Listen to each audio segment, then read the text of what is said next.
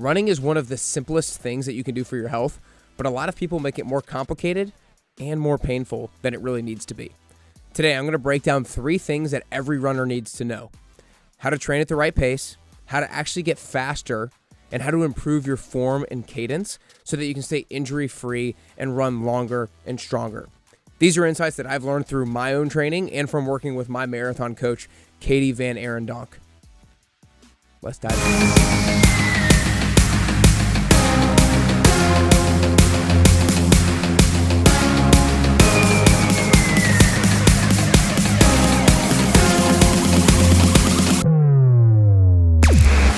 All right, you guys, I'm really excited to dive into this running episode. And it's one of those things where I can speak on this topic because I'm a pretty good runner, humble brag. But at the same time, I've also made these mistakes and I've had injuries running. I most recently had a torn labrum, but more importantly, I had a stress fracture of my hip. And so I've made some mistakes in the past. And so that has caused me to want to learn more and more about how to make sure I don't make the same mistakes in the future and I can stay injury-free. And so I'm excited to discuss kind of 3 different topics when it comes to running. So those of you guys, this can be for anybody. This isn't for just like somebody who wants to run a marathon or wants to run a half marathon. This is for your weekend warrior who goes out and runs maybe once or twice during the week or once or twice on the weekends or whatnot. This is really important for you to understand so that you can feel good running, you can be more efficient runner, you can be a faster runner, and definitely that you stay injury-free. Before we dive into today's episode, I am super excited about the Best Year Retreat that we're doing in January of 2026. It's going to be from Thursday, January 8th to Sunday, January 11th. If you're interested, then you can sign up for our free workshop called the Build Your Intentional Life Workshop by going to nickcarrier.com/intentional. Not only during that workshop are you going to learn more about the retreat, but more importantly, I'm going to be giving you kind of the step-by-step process of how we break down organizing our life. Because so many of us are so overwhelmed because of all the things that we're trying to juggle, whether we're trying to start a business, raise kids, be a good husband or wife, trying to take care of our health, manage our finances, right? Like there's so many balls we feel like we have to juggle, and it can be overwhelming if you don't have an organized system and framework with which to work through. And so this Build Your Intentional Life Workshop is going to allow you to be organized, be intentional more than ever, and actually allow you to achieve your goals and not just let the goals be lip service. So if you want to sign up for free, then go to nickcarrier.com/intentional. It's going to be on Wednesday, October 29th at 5 p.m. Central Time. Again, say Wednesday, October 29th, 5 p.m. Central Time. Go to nickcarrier.com/intentional to sign up today. This will be the first time that you can sign up for the Best Year Retreat if you're interested. So make sure you sign up now. Okay, let's dive in to today's episode. The first one, we're going to be talking about pace. What pace should you be running at? I know that one of the biggest mistakes that I have always made and have almost like sometimes continue to make is running too fast. I think growing up in sports and whatnot, we always were taught 110% effort, 110% effort, go hard. And like I pride myself as somebody who always puts in great effort. But when it comes to running, you don't always want to run with 110% effort. That is a recipe for injury. That's a recipe for burnout. And that's a recipe for stalling in progress or a plateau in progress. I think one of the things that I heard from my running coach that made this most evident to me and made me most motivated to make sure I didn't run too hard was this: if you run your easy runs too hard, then you won't be able to run your hard runs hard enough to get anything out of them, right? And I think that's important for a lot of us who are competitive in nature to know, because those of us who are competitive in nature, we think harder, more effort. That's the key to progress. And in a lot of scenarios, it is. But in a lot of scenarios, we need to know when to bring that 110% effort and when it's not appropriate to bring the 110% effort. And so don't run your easy runs too fast just because like you want to have a badge of honor that you really pushed it. One of the things that my running coach, Katie, would say is that your body doesn't know pace or distance. It knows stress and duration. Let me say that again, and then I'll discuss what it means. Your body doesn't know pace or distance. It knows stress and duration.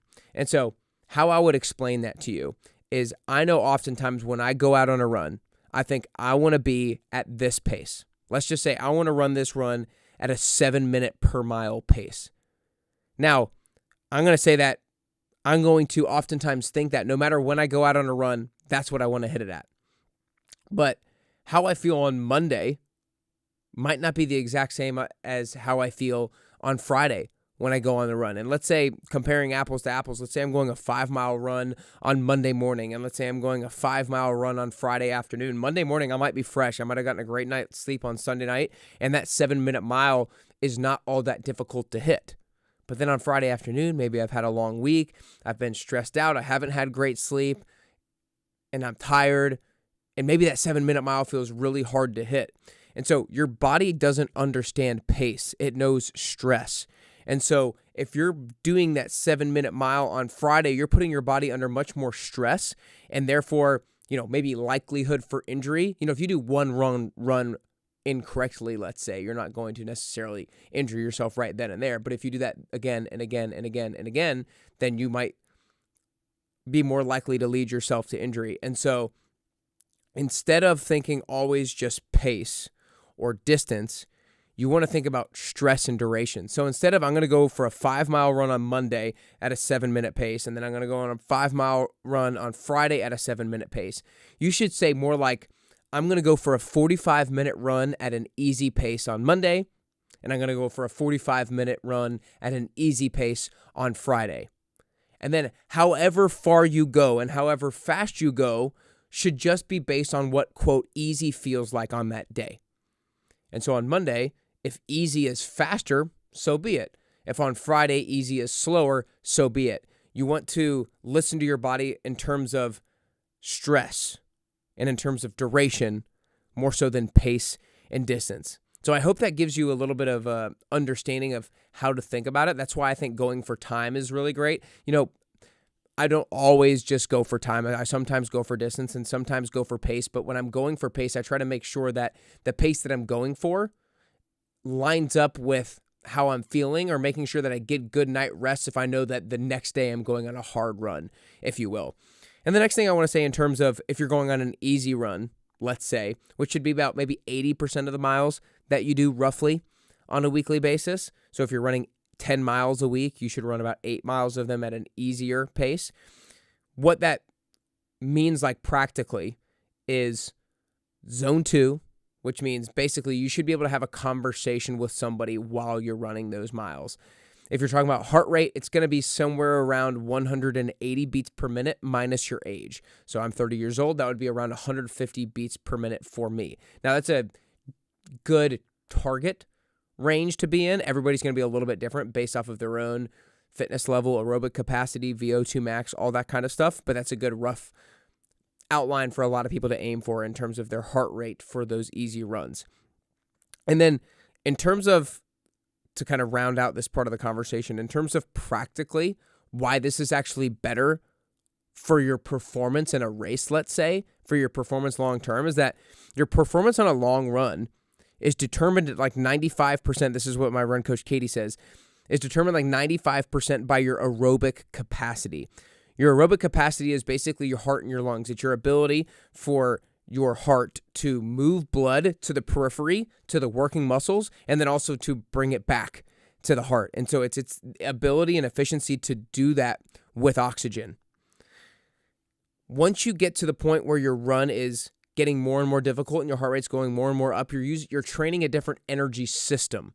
And so you're getting that other energy system better, but not your aerobic engine better. And so if your long run success is going to be based off more of your aerobic engine, you want to train that engine more and more and more and more, rather than training this engine that's not going to be used as much.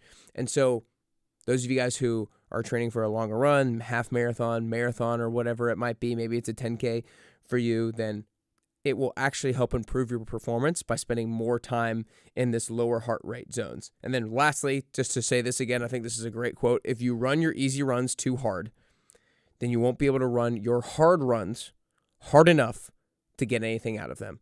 So that's the first thing I want to talk about today. What pace should you run at? That's about 80% of your miles. Should make sure that it's a easier type pace. Part 2 I want to talk about today in terms of running is how actually to get faster.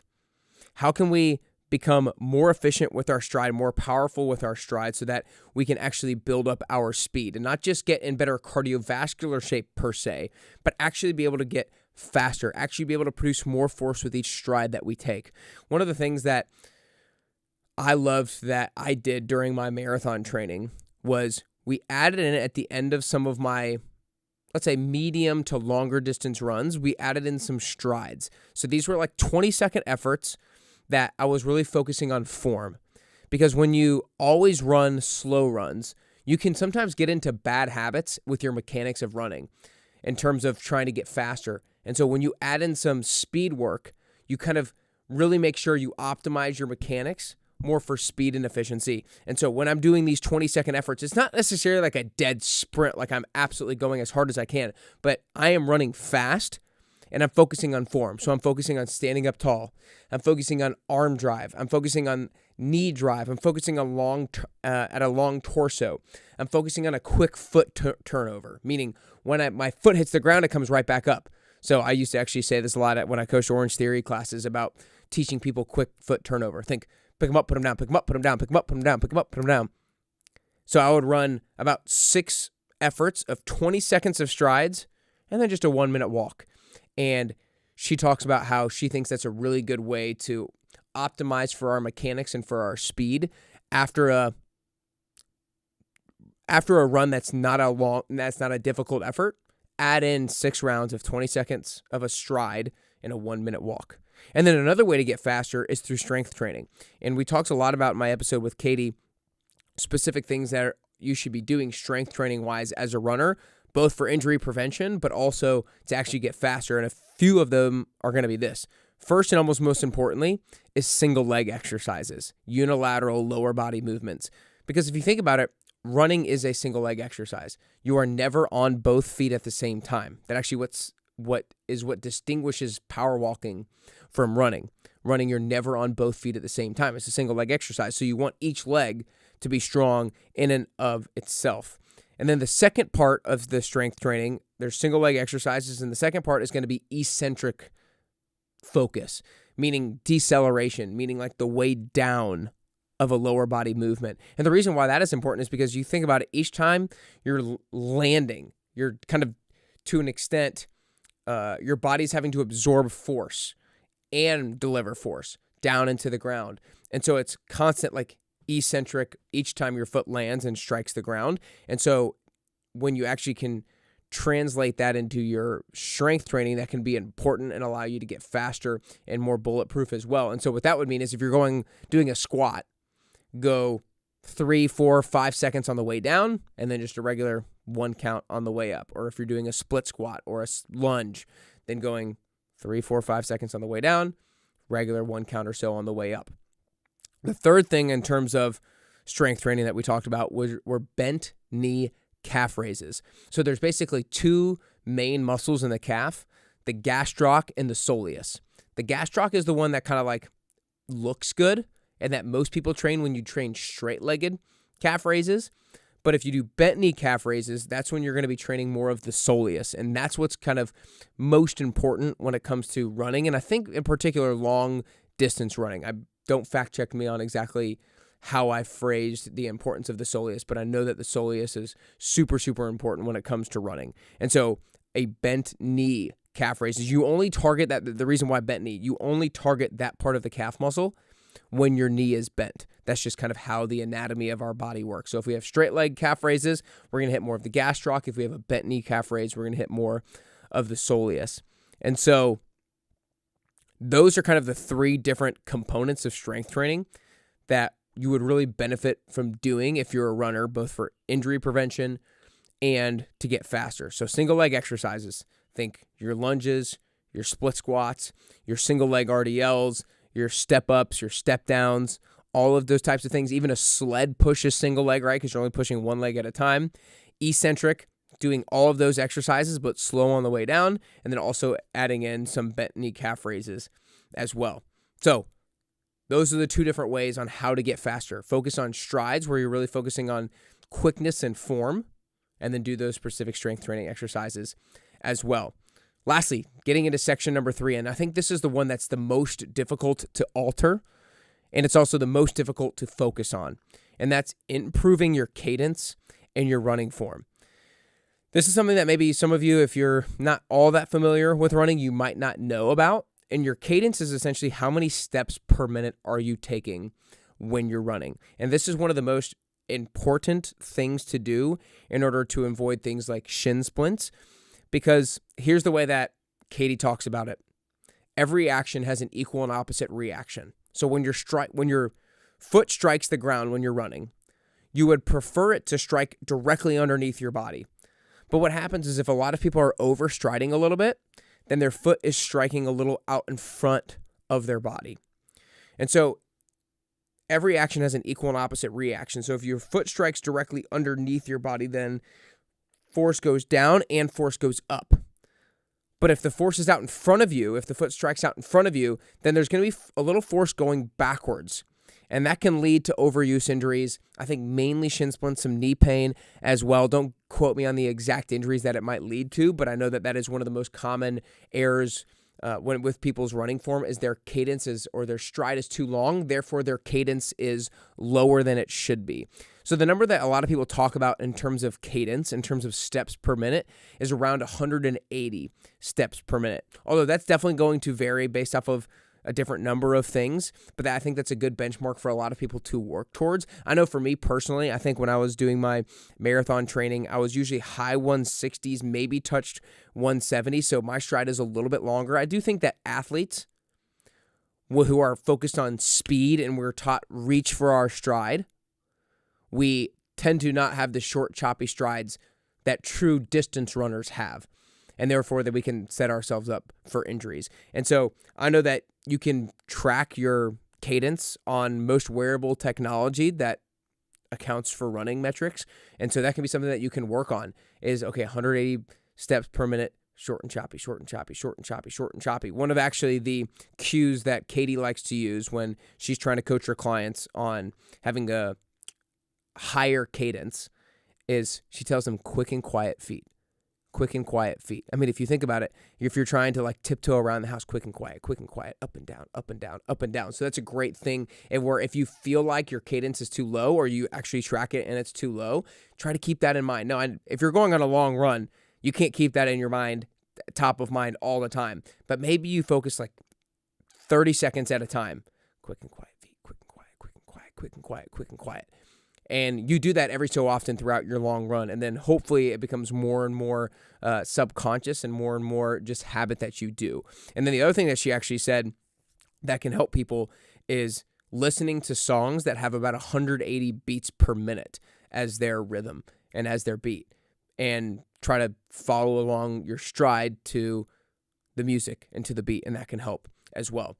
I hope you guys learned a thing or two here. If you're a runner, I hope you found this helpful. I hope you found something that you can work on, something that you can improve on. I mean, we talked about a few very different topics, right? We talked about what pace you should run at. That is definitely a super easy thing to get wrong. And so you want to make sure that you don't go too fast, especially on runs that you're not trying to get that much out of. You're just trying to get in volume. You're just trying to get in distance.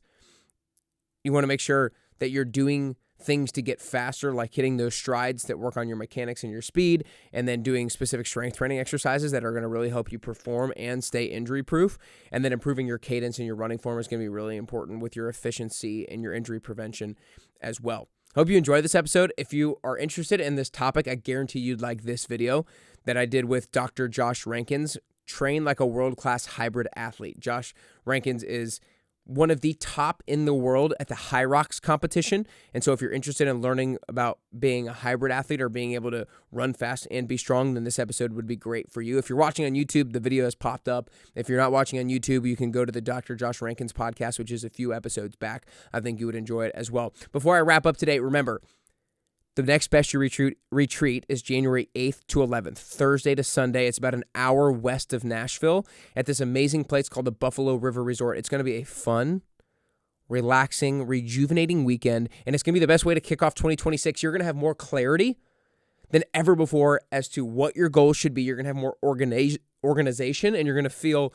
free and in control of your life more than ever before. So in order to get more information and already get some of the insight on the step-by-step process, then sign up for our Build Your Intentional Life workshop on Wednesday, October 29th at 5 p.m. Central Time by going to nickcarrier.com/intentional. nickcarrier.com/intentional. All of us want to be more intentional, right? Come join us. Hope you guys enjoyed today's episode. If you're watching on YouTube, make sure you hit the like and subscribe button. If you're listening on the Apple Podcast app or on Spotify, make sure you hit that follow button. We'll continue to bring the heat, baby. Hope you have a great rest of your day. I hope today helps you get closer to your health and fitness goals. And ultimately, I hope today helps you get closer and closer to your best you.